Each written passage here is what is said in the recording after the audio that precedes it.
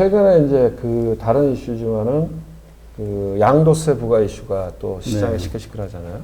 근데 저는 거래세 뭐 이런 거. 네, 거래세 양도세. 근데 저는 그 모르겠어요. 저는 생각에 거래세를 없애는 방향으로 가고 양도세를 부여하는 방향으로 가는 게 맞다고 봐요.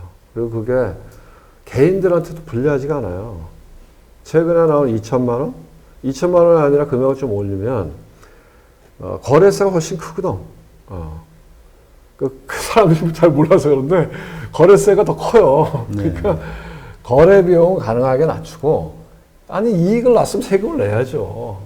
그 대신에 이제 이런 거죠. 이번에도 대통령께서 뭐 이제 좀 그 뭐 이 청와대 청원도 있고 하니까 그걸 다시 검토해봐라 이렇게 얘기했다는데 그러면 제 생각에는 뭐 조금 그 한도를 올려서 점차적으로 갈 수 있게 그러니까 일반 개인 투자자들은 그 한도에 안 걸리게 그리고 이제 아까 말씀하신 대로 시장이 장기적으로 이렇게 꾸준하게 올라가려면 이제 이게 세제 측면에서도 장기 보유에 대해서는 세제 혜택을 주는 거죠. 네. 그러면 장기 보유 쪽으로 유도하는 거고. 장기 투자.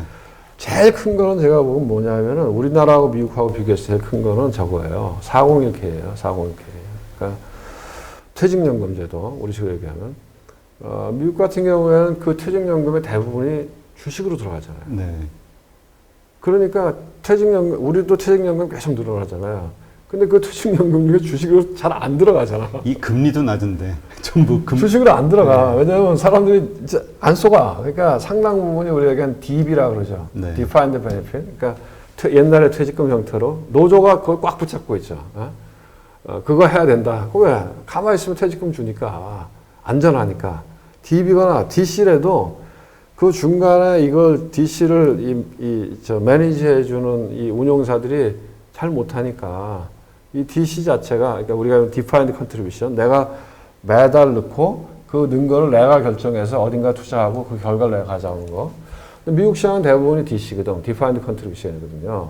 근데 그 중에 상당 부분이 걔네는 디폴트가 있어요. 어떤 이미 포트폴리오가 있다고. 그래서 내가 결정하지 않으면 그 디폴트대로 들어가는 거야. 그럼 그게 주식으로 계속 들어가요. 그러니까 안정적으로 쭉 주식시장에 올라갈 수 있고 진짜로 제가 보면 안타까운 게 이 자본주의 시스템이라고 하는 게 국부라고 하는 게 국민이라고 하는 게 우리 열심히 일하잖아요. 열심히 일해서 대한민국의 기업들의 밸류가 커졌어. 그럼 나도 그걸 향유할 수 있어야 되잖아요. 그렇죠. 근데 나는 주식이 없어. 좋은 회사의 주식은 외국인들이 50% 이상 갖고 있어. 그럼 뭐야 이게. 그러니까 어떻게 보면 우리 퇴직연금 제도나 이런 것들이 모르겠어요. 어떤 정책이나 어떻게 해야 이게 바뀌는지 모르겠지만 그런 것들이 안정적으로 우량주에 투자될 수 있는 구조로 바뀌고 아까 말씀하신 대로 이번 기회에 대통령께서 야, 그 양도세 매기는 거 그 민심이 안 좋으니까 좀 다시 좀 해봐 이렇게 말씀하셨으니까 좀 장기 보유했을 때에는 세제 혜택을 좀 더 주는 방향으로 해서 결국은 장기적으로 한국 주식을 꾸준하게 이렇게 저축의 개념으로 보유하는 구조로 갔을 때에는 그 변동성이 날 수 있다는 거죠. 그렇군요. 그러면 여기에서 이제 하나 궁금한 것이 우리가 MSCI 지수에 편입이 돼 있다고 하는 건 네. MSCI 신흥국 시장에 투자하는 글로벌 다양한 모든 펀드들의 그 비중이 네. 작기 때문에 네. 거기에 있으면 우리가 좀 불리한 거고 네. 선진국 시장으로 오면은 네. 그 자금 투자 자금이 비중이 커지기 때문에 우리에게 유리한 건가요? 아니 이제 그 부분도 있고 제일 큰 거는 그럼 우리도 미국 시장이나 유럽 시장하고 같이 노는 거죠. 변동성을. 걔네들하고 같이 갖고 가는 거죠. 근데 제가 말씀드렸지만 이머징 마켓에 들어가 있으면 저기 브라질이나 비교 대상이 비교가 아니라 이제 글로벌 펀드들이 들어오면 벤치마크 그러니까 지금은 이제 또 특히 이 패시브 펀드들이 엄청 많아졌거든요. ETF나 인덱스 펀드나 네네. 그 규모가 엄청 크거든. 그러면 이제 예를 들면 연금, 우리나라 대한민국의 국민연금, 연금들 그러면 글로벌 인덱스에 투자하거든요. 그럼 글로벌 인덱스는 에퀴라고 그러는데 All Country World Index를 쓰거든요. 에퀴. MSCI 에퀴를 써요. 그럼 그 비중대로 투자하거든. 그럼 우리만 그러냐? 다른 나라의 국부 펀드나 연금들도 다 그렇게 하거든. 예? 그리고 특히 안정적인 연금 펀드는 이머징 마켓을 안 해. 변동성이 크니까. 자금의 성격이 틀려지는 거예요. 네. 투자 자금이. 그렇죠. 장기 안정적인 자금은 대부분이 선진국 지수를 따라가거나 월드 인덱스를 따라간다 이거죠. 그리고 해치 펀드나 그리고 이 이머징 그리고 이 글로벌 펀드들이 코리아 이렇게 투자 안 하거든요. 이머징 마켓 이렇게 투자하는 거죠.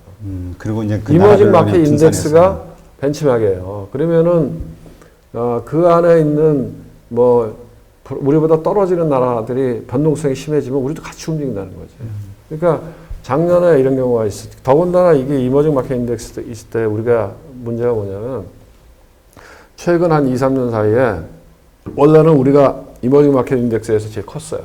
그래서 오히려 우리가 뭐 용꼬리가 되느니 닭대가리가 되는 게 낫다 이런 뭐 옛말도 예. 있잖아요. 그러니까 우리가 이제 이머징 마켓에서는 제일 큰 나라였으니까 지금은 아니거든요. 왜냐하면 중국이 계속 늘어나거든. 지금 중국이 제일 커요. 네. 그래서 우리는 지금 중국 시장하고 연동되잖아요. 보시면은 여기 뭐 이 들으신 시청자분들도 보시면 우리 시장이 이 인트라데이 타임에 어디 시장하고 같이 연동돼서 움직이냐? 중국 시장에 연동돼서 움직이거든. 중국의 아류로 취급받고 있거든. 이건 되게 안 좋은 거예요. 점점 안 좋은 거죠. 그러면. 그러니까 우리는 가능하면은 그 MSCI 지수보다는 선진국 지수로 편입되는 방법을 뭔가 찾아봐야겠네요. MSCI 이머징 마켓 인덱스가 아니라 생각해봐요. 우리나라의 경제 규모가 세계 12위래매요. 무역 규모도 그렇고. 네. 아니 우리보다 못한 이탈리아, 스페인 저 밑에 있는 애들도 다 거기 들어가 있는데 왜 우리는 그 이상한 거잖아요. 그건 이게 사실 이게 이 금융 이게 좀 뭐 이게 정책 하시는 분들이나 이게 좀 우리가 금융이 좀 후지긴 것 같아요. 근데 진짜 이번에 홍콩에서 그 뭐죠 미중 문제 때문에 홍콩의 모든 그 헤지펀드라든가 글로벌 금융 인력과 자본들이 탈출을 하잖아요. 근데 한국은 아예 그 대상에서 제외가 됐다고 그러더라고요. 너무 낙후가 돼 있기 때문에. 아 그거는 이제 제가 보기에는 이런 문제예요. 옛날에 노무현 대통령 때 동북아 금융허브를 하겠다 이런 얘기를 했었어요. 근데 이제 뭐 그런 그 앰비션은 다 있었죠. 그러니까 뭐 이명박 그 서울시장 할 때도 여의도에 지금 있는 그 뭐죠 저 파이낸셜 그 빌딩 있잖아요. 그것도 이제 저 AIG하고 해갖고 파이낸셜 빌딩으로 진 거잖아요. 근데 우리가 동북아 금융허브가 하기는 어려워요. 왜냐면은 첫 번째 언어의 장벽이 있어요. 홍콩 영어 중국어가 되는 나라.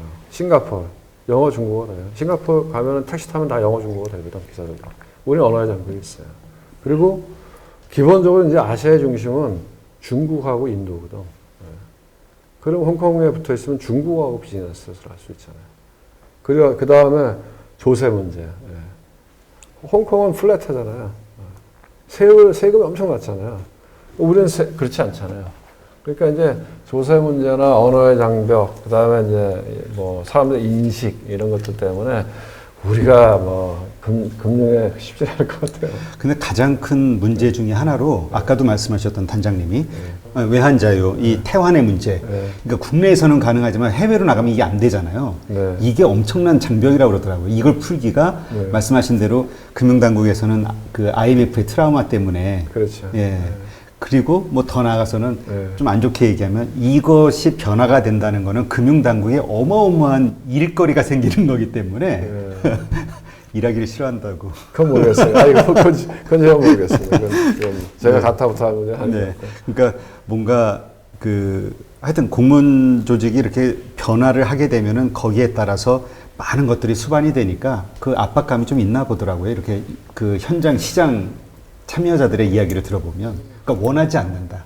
그러니까 금융당국도 별로 원하지 않는다. 그런데 이제 장기적으로 보면 물론 이제 코리아 원이 국제 통화가 되기는 어렵겠죠. 근데 계속해서 국제적으로 통용되는 통화가 돼야 이 통화의 가치는 생겨난다. 최근에 이제 제가 관심 있게 본 그 뉴스가 한 2, 3일 내에 나왔던 뉴스 같은데 그 보셨는지 모르겠지만 중국에서 브리티시 페트롤리움 BP하고 영국의 그 석유회사하고 상해 석유거래소에서 원유를 위안화로 거래를 했어요. 그 기사가 떴어요. 그 굉장히 의미 있는 얘기고. 그렇죠. 원유는 달러인데. 그렇죠. 원유는 그동안에 다 제가 한번 여기서 말씀드렸지만 그 닉슨 시대에 금태환을 정지시키고 나서 달러가 엄청난 혼란을 겪었을 때 키신저가 사우디에 날아가서 모든 거래하는 거는 달러로 하자. 대신에 너네 독재 왕정인데 우리가 보호해줄게 이런 거거든.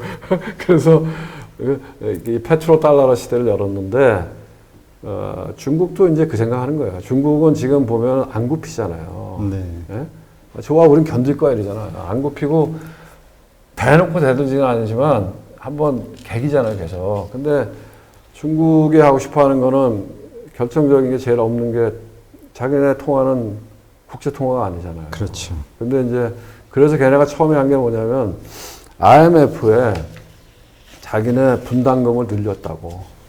제가 몇 년도는 기억이 안 나는데 한 5, 6년쯤 전에 분담금을 왕창 늘렸어요. 늘리면서 그 국제 통화 바스켓이 있어요. SPDR이라고 하는 국제 그 통화 바스켓 안에 위안화가 처음으로 들어갔어요. 위안화가. 그리고 이번에 이제 보니까 이 원유를 드디어 위안화로 거래를 했어요. 영국 회사하고. 유럽에서 안 할 줄 알았는데 유럽이 하네요. 이거는 아니 근데 뭐 어쨌든 중국이 전 세계에서 기름을 제일 많이 사는 국가니까. 하긴 그렇죠. 유럽 파워가 있으니까. 영국이 또 산유국이죠. 산유국이죠. 그러니까 이제 어쨌든 위안화가 이제 국제 통화 좋아. 우리도 뭐 위안화만 국제 통화가 되면 우리가 너네한테 그렇게 많이 뭐 시달리지는 않을까 이런 생각을 하는 거거든요. 그러니까 코리아 원도 제가 보기에는 점진적으로 이 외환 자유화, 물론 지금 이제 외환 시장이 자유가 안 돼 있다는 얘기는 아닙니다. 제가 외환 자유가 돼 있지만은 어쨌든 더 뭐 국제적으로 통용될 수 있는 통화의 길로 좀 부담스럽더라도 그렇게 가주는 게 장기적으로 보면 낫다 이런 생각이 들어요. 네. 그러니까 하여튼 우리가 금융과 관련해서 분명한 거는 그 성장하기 위해서는 많은 혁신이 필요하네요. 금융 분야에서. 그러니까 이제 이런 거죠. 이제 이 공공과 민간의 영역의 어떤 차이인데요. 저도 이제 민간의 영역에도 있었고 공공 섹터에서 공무원연구원에서 자문연구원장을 해봤는데 우리나라 공공이 갖고 있는 한계가 많죠. 왜냐하면 민간은 어쨌든 경쟁이잖아요. 경쟁을 해서 살아남아야 되잖아요. 그러니까 계속해서 효율성을 따져갈 수밖에 없고,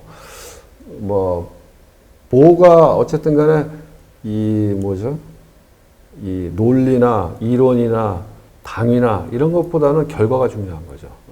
그래야 시장에서 살아남을 수 있으니까. 근데 공공은 독점이잖아요. 독점이니까 생존의 문제가 없는 조직들이거든. 네. 근데 거기는 뭐가 문제가 되냐면은, 책임지는 게 문제가 되는 거예요. 개인적으로 봤을 때. 공공에 갖고 있는 어떻게 보면 좀 한계인데, 그러니까 정책이라고 하는 게 어떻게 보면 시장을 앞서가기 참 어려워요.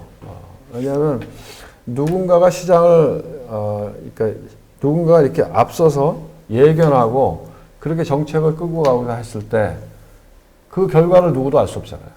잘 되면 좋아. 잘못되면 책임져야 되잖아요. 그러니까 아니 공공이라고 하는 게 거기서 일하시는 분들이 제일 힘든 게 책임지는 거잖아요. 그러니까 복잡하거나 자유화하거나 혁신하거나 이런 거를 가장 좀 심리적인 허들이 많은 거죠. 그러니까 맨날 아니 생각해봐요. 제가 어른 되고 나서 모든 대통령 선거할 때마다 규제 혁파 선거가 안 나온 적 없잖아요. 근데 매번 나오잖아요. 그러니까 그만큼 그래서 공무원 조직을 뭐 철밥통이다 뭐 이렇게 표현하시는 분도 있지만 내면을 들여다보면 그들 나름대로의 또 안에 그런 여러 가지 그 허들이 많은 거군요. 아니 그 사람들이 사람은 다 첫 번째 자기 이익을 위해서 살잖아요. 다. 그 사람들도 그 주어진 조건이 그런 거거든. 예?